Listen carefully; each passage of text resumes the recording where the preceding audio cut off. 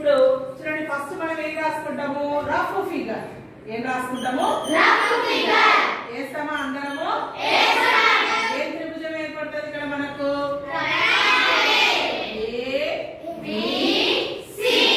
AB ఎన్ని సెంటీమీటర్లు ఉంది బీసీ ఎంత ఉంది యాంగిల్ బి ఎంత ఉంది చిత్తుపటం అంటారు ఏమంటారు ఇప్పుడు స్కేల్ తీసుకోవాలి అందరూ స్కేల్ తీసుకొని ఎన్ని సెంటీమీటర్లు పెట్టుకోవాలి 4 సెంటీమీటర్లు 4 సెంటీమీటర్లతో ఒక రేఖాఖండాన్ని గీసినాం ఏ బి గీసిండ్రా అందరూ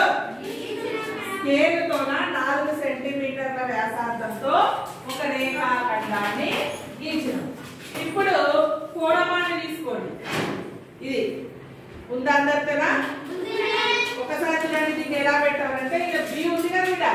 బికి చివరలో బిందువు ఉంది కదా ఈ బిందువు దగ్గర ఇది స్ట్రైట్ గా లైన్ ఇలా పెట్టాలి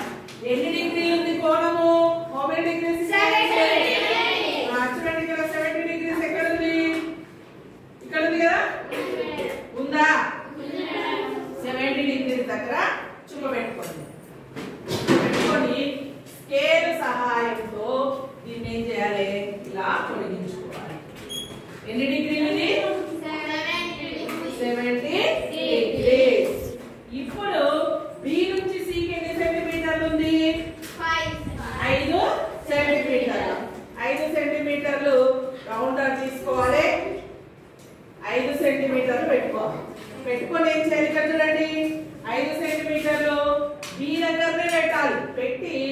ఈ కోణ రేఖను ఇలా ఖండించాలి